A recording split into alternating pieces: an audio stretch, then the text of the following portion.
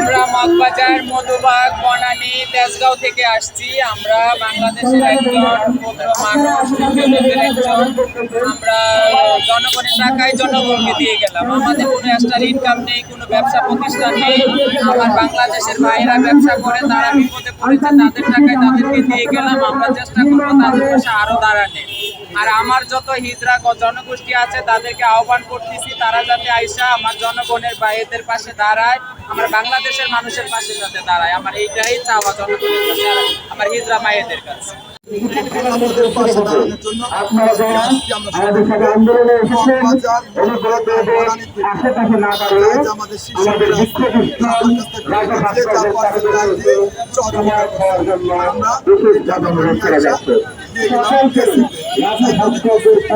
আপনি বলেন আমরা চাই তারা যেন সঠিকভাবে তারা ত্রাণগুলো বিতরণ করতেছে, তারা যারা ক্ষতিগ্রস্ত তারা যাতে সঠিকভাবে পায় এই জিনিসগুলো। আর যারা আছেন এখনো আসেনি, আপনারা এগিয়ে আসেন, আমরা চেষ্টা করবো আমরা আরো চেষ্টা করবো। আমরা যতটুকু পারছি দিয়ে গেলাম, আমরা আরো চেষ্টা করবো যাতে আরো দাঁড়াইতে পারি, সামনে আরো দিতে পারি। ইনশাআল্লাহ আমরা সবাই আমরা মগবাজার থেকে এবং মধুবাগ থেকে এবং নোয়াখালী থেকে আমরা একটা টিম আসছি। এখানে যতটুকু পারছি সহযোগিতা করছি। আরও আমাদের জনগোষ্ঠী ভাই বোনেরা আছে, তারা আসবে ইনশাআল্লাহ। আমরা আসলে দেশে ছিলাম না, বাইরে ছিলাম না। আমরা গতকালকে আসছি, আজকে আমরা সিদ্ধান্ত নিয়ে জনগণের টাকা জনগণকে আমরা দিচ্ছি। আমাদের তো এখন আলাদা কোনো ইনকাম সোর্স নেই, তাই না? আমরা যদি জনগণের পাশে না দাঁড়াই এই সময়, তাহলে বিপদের সময় আমাদেরকে জনগণ কি করে দিবে? আমি আবার কালকে প্রাণ নিয়ে ওইখানে যাচ্ছি, নোয়াখালীতে যাবো। আমি প্রাণ নিয়ে বলবেন নিচু নিচু নিচু।